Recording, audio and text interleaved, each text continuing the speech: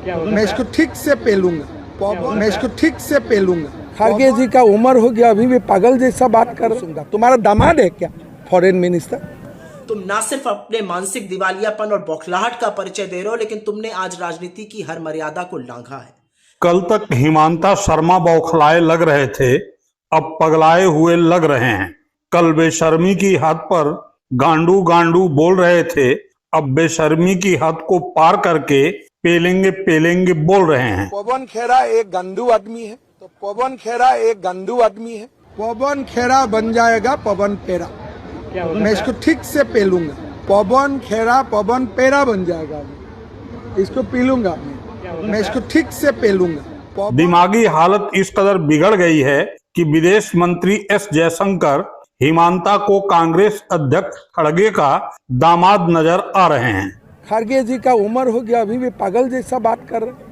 आप लोगों को जलील करेगा, लोगों को बेइज्जत करेगा और फिर बोलेगा हम फॉरेन मिनिस्टर पूछूंगा। तुम्हारा दामाद है क्या फॉरेन मिनिस्टर? थेथरोलॉजी इस कदर गहरे बैठ गई है कि सभी को देख लेने पर तुले हुए हैं। कौन है ये खड़गे? क्या लुका छुपी का खेल है? असम, अरे कहाँ असम पुलिस को नहीं जानते? पटल से भी उखड़ के ले आएगा। कहाँ मिलेगा पवन खेरा?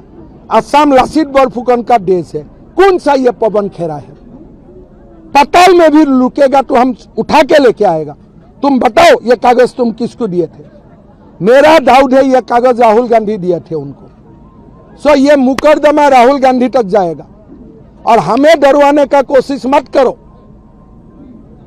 ये असम है, हमने 17 टाइम्स इस्लामिक इन्वेजन का खिलाफ लड़ाई लड़ा। हम अलग दुनिया से आए हुए बंदा हूं। ये खड़गे आरगे हम क्या भी नहीं करते। देख लेने की तर्ज पर इनकी असम पुलिस आनन फानन में पवन खेड़ा को गिरफ्तार करने देश की राजधानी दिल्ली पहुंच गई। तब भी जबकि पवन खेड़ा के आरोप वहीं के वहीं हैं। पवन खेड़ा ने फर्जी पासपोर्ट प्रस्तुत किया, यह किसने बता दिया? पासपोर्ट विदेश से जुड़ा है तो जिस जिस देश से जुड़ा है वहां के हमारे राजदूतों का बयान तो आया नहीं। राजदूत विदेश मंत्रालय से जुड़े हैं तो विदेश मंत्रालय ने भी अभी तक कोई आधिकारिक बयान दिया नहीं। और तो और विदेश मंत्रालय का हवाला देते हुए पुलिस ने भी कोई क्लीन चिट नहीं दी है। फिर बगैर जांच के ये कैसे साबित हो गया कि वे तीनों पासपोर्ट फर्जी हैं जिन्हें पवन खेड़ा ने पेश किया और हिमांता की पत्नी ने ऐसा कोई पासपोर्ट नहीं बनवाया? और हाँ, आरोप लगाने मात्र से पवन खेड़ा को गिरफ्तार किया जाना चाहिए तो सबसे पहले हिमांता शर्मा को क्यों नहीं गिरफ्तार किया जाना चाहिए? पिछले चुनाव में हिमांता शर्मा ने इसी तरह का आरोप गौरव गोगोई पर लगाया था। हिमांता ने कहा था, मैं चाहता हूं कि गौरव गोगोई चुनाव आयोग को दिए शपथ पत्र में पाकिस्तान में अपने लेन देन का विवरण प्रस्तुत करें। गोगोई के पास उनके पत्नी के नाम पर पाक और लंदन में दोनों जगह संपत्तियां हैं, जिसका जिक्र उन्होंने चुनाव आयोग के शपथ पत्र में नहीं किया है। यही बात तो अब पवन खेड़ा और गौरव गोगोई कह रहे हैं। यह तो वही बात हुई, हिमांता करें तो रासलीला और पवन खेड़ा करें तो कैरेक्टर ढीला। और जरा सोचिए, आरोप लगाने के आधार पर आरोप लगाने वालों को गिरफ्तार कर जेल में डालने की थ्योरी पर मनमोहन सिंह ने अगर काम किया होता तो अन्ना हजारे, रामदेव, लाल कृष्ण आडवाणी जैसे बीजेपी के बड़े बड़े नेता और समाजसेवी जेल में होते।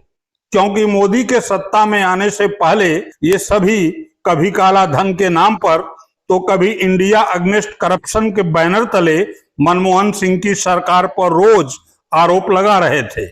मनमोहन सिंह के ही समय क्यों, मनमोहन सिंह की सत्ता जाने के बाद भी बीजेपी और बीजेपी के प्रवक्ता राहुल गांधी पर कभी दोहरी नागरिकता तो कभी जॉर्ज सरोस के बहाने आरोप लगाते आ रहे हैं। तो पवन खेड़ा की तरह इन्हें गिरफ्तार करने के लिए पुलिस क्यों न जाए? आरोप की जांच कराने, आरोप पर जवाब देने के बजाय हिमांता शर्मा आप गाली दे रहे हैं, धमकी दे रहे हैं, जैसे भारत में लोकतंत्र नहीं राजतंत्र है और आप हिमांता मुख्यमंत्री नहीं राजा हैं। यह मत भूलिए हिमांता शर्मा कि आप पर एक दो नहीं दर्जनों आरोप हैं। इनमें बीजेपी द्वारा लगाए गए आरोप भी हैं, जिनकी वजह से आप कांग्रेस छोड़कर बीजेपी की वॉशिंग मशीन में घुसे। बताऊं कौन कौन से आरोप हैं? लीजिए कुछ चुनिंदा याद कर लीजिए। शारदा समूह के मालिक सुदीप्त सेन से 20 लाख प्रति माह की रंगदारी, ताकि उनका व्यवसाय असम में बिना किसी बाधा के चल सके। याद है ना? नवंबर 2014 में सीबीआई ने आपके आवास और आपकी पत्नी के न्यूज चैनल के कार्यालय पर छापेमारी की थी। अमेरिकी फर्म लुई बर्जर ने गुवाहाटी जल आपूर्ति परियोजना का ठेका पाने के लिए भारतीय अधिकारियों को भारी भरकम रिश्वत देने की बात स्वीकार की थी। भाजपा ने उस समय एक पुस्तिका जारी कर आपको इस घोटाले का मुख्य संदिग्ध बताया था, क्योंकि उस समय आप गुवाहाटी विकास विभाग के मंत्री थे। कोविड-19 महामारी के दौरान आपकी पत्नी रिंकी भूया शर्मा की कंपनी को बाजार दर से अधिक कीमत 990 रुपए प्रति किट पर पीपीई किट की आपूर्ति का ठेका मिला था। 1991 में आप पर प्रतिबंधित संगठन उल्फा के लिए 10 लाख और 7 लाख की रंगदारी वसूलने के लिए टाडा के तहत मामले दर्ज किए गए थे। आपके हॉस्टल के कमरे से कथित तौर पर अवैध रिवाल्वर बरामद होने के कारण आप पर आर्म्स एक्ट के तहत भी मामला है। आप पर कांग्रेस नेता मानवेंद्र शर्मा की हत्या का आरोप लगा था। 2024 में आप पर मियां समुदाय के खिलाफ नफरत फैलाने वाले भाषण देने की शिकायत दर्ज हुई थी। आप पर लैंड जिहाद, फर्टिलाइजर जिहाद और फ्लड जिहाद जैसे शब्दों का इस्तेमाल कर समुदायों के बीच तनाव पैदा करने का आरोप है। असम में अवैध रूप से सरकारी और आदिवासी जमीन हड़पने के आरोप हैं। आपके शासनकाल के दौरान असम में कथित फेक एनकाउंटर की जांच के लिए सुप्रीम कोर्ट ने भी आदेश दिए हैं। अब बताइए, इन सारे आरोपों पर आपको अगर गिरफ्तार किया गया होता, जेल भेजा गया होता, तो आप अब तक कितनी बार जेल गए होते? हेमंत बिस्व शर्मा इस देश के सबसे बड़े दलित नेता, कांग्रेस अध्यक्ष और राज्यसभा में नेता प्रतिपक्ष मल्लिकार्जुन खड़गे जी को पागल बुलाकर तुम ना सिर्फ अपने मानसिक दिवालियापन और बौखलाहट का परिचय दे रहे हो, लेकिन तुमने आज राजनीति की हर मर्यादा को लांघा है। असलियत यह है कि तुमने आज यह दिखा दिया कि तुम्हारे जैसे भाजपाइयों के मन में दलितों के प्रति कितनी नफरत, उनके प्रति कितनी कालिख भरी हुई है। मल्लिकार्जुन खड़गे जी की बेटी विवाहिता है, एक डॉक्टर है। तुम्हारी हिम्मत कैसे हुई है कहने की कि फलाना खड़गे का दामाद है क्या? यही ओछी सोच और यही नफरत के चलते तुम दलित नेता के खिलाफ बकवास करते हो। एक बात याद रखना, जितनी तुम्हारी उम्र नहीं है ना, उससे ज्यादा खड़गे जी का राजनीतिक एक्सपीरियंस है। अपने लगन के बल पर, अपनी निष्ठा के बल पर, अपनी मेहनत के बल पर एक साधारण मिल मजदूर का बेटा ब्लॉक प्रेसिडेंट से कांग्रेस अध्यक्ष बना है। 9 बार के चुने हुए विधायक हैं, 3 बार सांसद बने, राज्य में और केंद्र में मंत्री रहे, कांग्रेस के अध्यक्ष हैं और आज नेता प्रतिपक्ष हैं।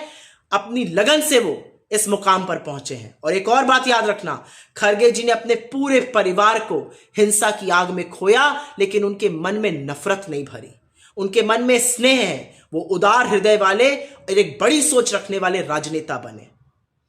अपने पिता की उम्र के व्यक्ति को जब तुम ये शब्द कहते हो ना, तो तुम उनका कद कम नहीं करते हो। तुम अपनी टुच्चाई, अपनी क्षुद्रता और अपनी मनोस्थिति दिखाते हो। ये जो घमंड है ना, ये तो रावण का भी नहीं टिका था, तो तुम्हारा क्या टिकेगा? ये घमंड जो है, यही आपके पतन का कारण बनेगा।